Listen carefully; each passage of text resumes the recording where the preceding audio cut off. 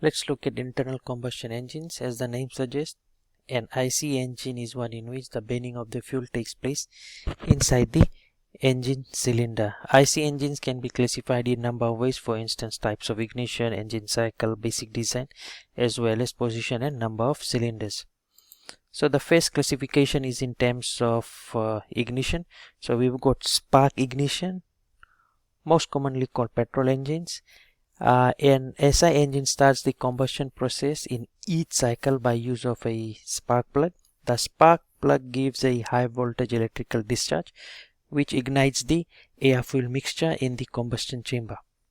In a compression ignition engine, CI engine, or most commonly called a diesel engine, the combustion process in CI engine starts when the fuel self ignites due to high temperature in the combustion chamber, which is caused by the high compression of pure air. So we have petrol engine as well as diesel engine. So the major distinction is you can simply identify an engine as a petrol engine when you see a spark plug, and for diesel engines you do not have a spark plug, but instead of that you have a fuel injector. So if an engine is not having a spark plug, you don't get scared and say this engine is not possible. It is a diesel engine. The next classification is in terms of engine cycle. A two-stroke cycle has two piston movements over one revolution for each cycle, and in a four-stroke cycle what happens is we have four piston movements over two engine revolutions for each cycle. So here we have a two-stroke engine. During the first stroke we've got suction and compression, and in the second stroke what we have is we've got the expansion and exhaust. Expansion is also referred to as the power stroke, and here what we have is we have a four-stroke engine. So what happens is each process occurs pair movement of the piston from the top dead center to the bottom dead center. We'll talk about the four common processes a little bit later. Engines can be also classified in terms of basic design. So we've got reciprocating engine with one or more cylinders in which pistons reciprocate back and forth, and we also have rotary engines. Engine is made of a block built around a large non-concentric rotor and crankshaft. The combustion chambers are built into the non-rotating block.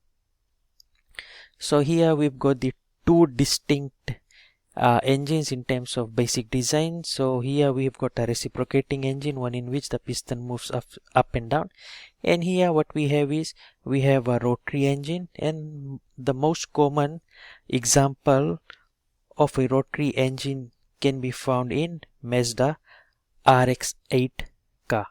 So this rotary engine is sometimes also called a Wankel engine. And then finally we can also have engine classification in terms of position and number of cylinders. So what we have is we can have a single cylinder. This is an engine that has one cylinder and piston connected to the crankshaft. It is often seen in motorcycles, auto rickshaws, and also in motor scooters. Also you can see maybe a single piston cylinder engine in brush cutters.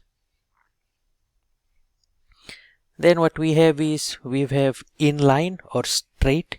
So here what happens is cylinders are positioned in a straight line, one behind the other along the length of the crankshaft, and this engine configuration is mostly found in common cars that we have. So you'll see that there are four pistons which move inside their respective cylinders, and it is connected to a crankshaft. So they move in order, for instance 1, 4 and 2, 3. So while 1, 4 move down, 2, 3 will move up. So this is how it is able to transfer reciprocating motion to rotary motion. Then what we have is we have V engines. For instance, we have a V6 or a V8.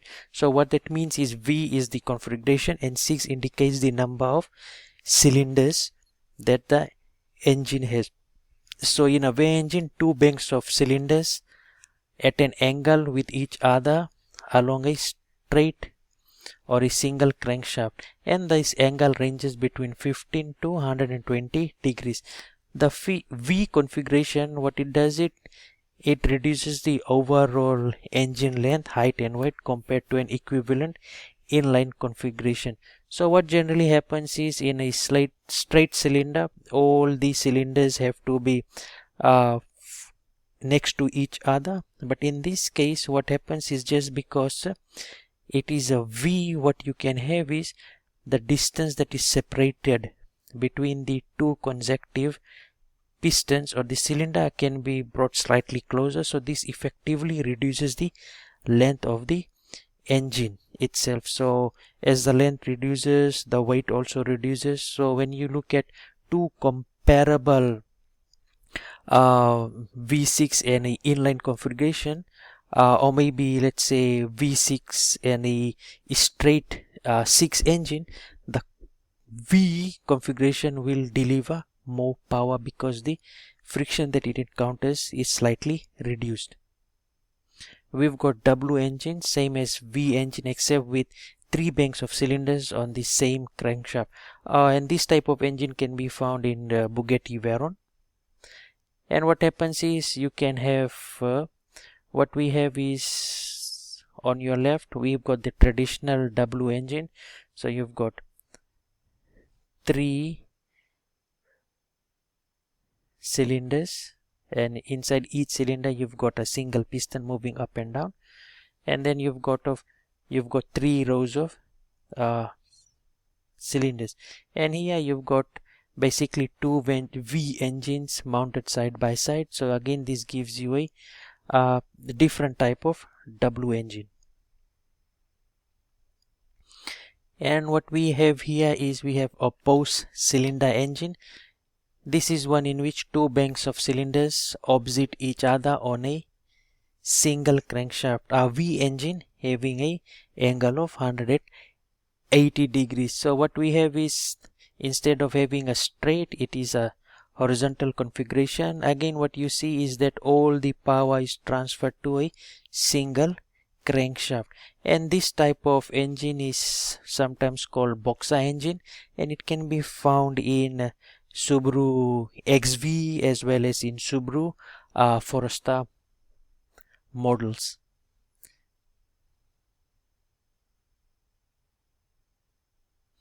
And then finally what we have is, we've got opposed piston engine.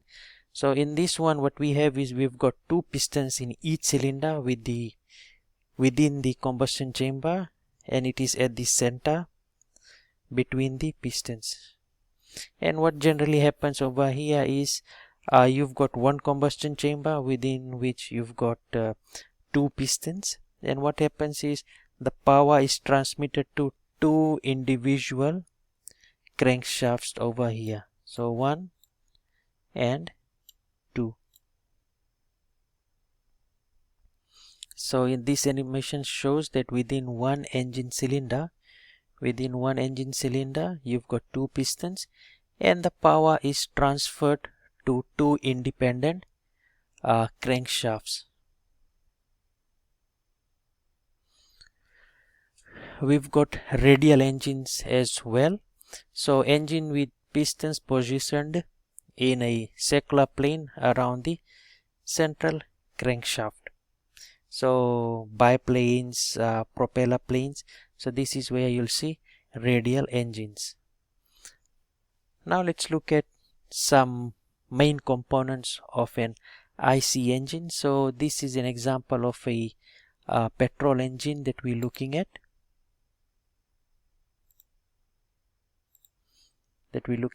So we've got the piston,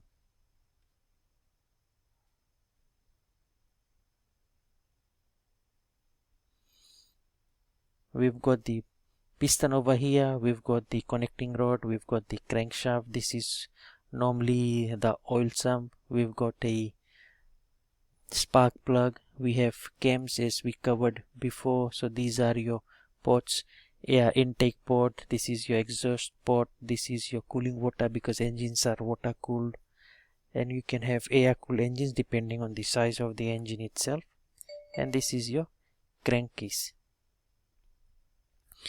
So normally what happens is, irrespective of whether you're given a petrol engine or you're given a diesel engine, the 4 processes or the sequence of operations in an IC engine are as follows. You've got your intake or suction stroke, we've got our compression stroke, we've got our expansion or our power stroke, and finally the exhaust stroke. So we'll look at these individual sequences separately, and we'll discuss both your CI engine as well as SI engine together. So during your suction stroke, pure air is admitted for diesel engines and fuel air mixture is admitted for your petrol engines, which is supplied to the engine cylinder.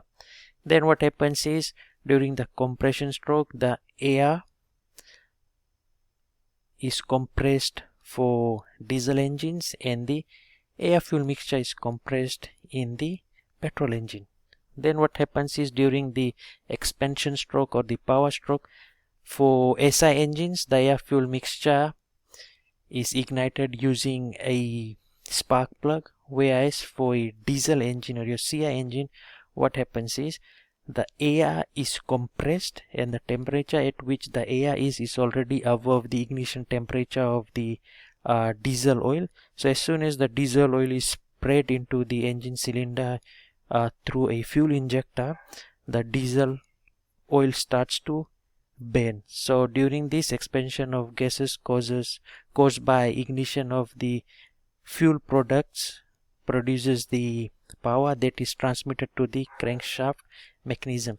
So during the expansion stroke, what happens is there is a sudden increase in temperature and pressure, and this imparts force onto the piston, which causes the piston to move downward. So during this stroke, it is actually the fluid, which is your combustion, which actually provides the power to the piston to move the crankshaft. And then finally we've got our exhaust stroke. During this, what happens is the burn gases are exhausted from the engine cylinder so as to make space available for the fresh air or air fuel mixture to come in for the next cycle. So engines operate at a higher speed, so all these 4 processes occur very quickly. So within seconds all the 4 processes occurs. So what happens is, let's look at these 4 processes for a SI engine. So what we have is, we've got our intake stroke. So what happens is, the air fuel mixture is sucked into the engine cylinder. Then you've got your compression stroke. During this stroke, the air fuel mixture is compressed, and just before the piston reaches the top dead center over here, the spark plug ignites the air fuel mixture by discharge of electric voltage. So as soon as the air fuel mixture is ignited, the pressure and temperature increases, the gases start to expand, and it forces the piston down. It forces the piston downwards, and this rotates the crankshaft. And then finally what happens is, the piston moves up. It removes all the bent gases through the exhaust port over here, and the cycle again continues. So the thing that you need to keep in mind is that during your suction stroke, only the inlet port is open while the exhaust port is closed, and during the compression and power stroke, both of these ports are closed, and during your exhaust stroke, the inlet port is closed while the exhaust port is open. So this animation shows the 4 processes that is taking place inside a SI engine or your petrol engine. So the first one is your intake, 2 is your compression stroke, 3 is your expansion or your power stroke, and 4 is your exhaust stroke. So let's just wait. So suction, compression, expansion, and then your exhaust. So this cycle continues at a rapid rate. Then what we have is, we've got two-stroke SI engines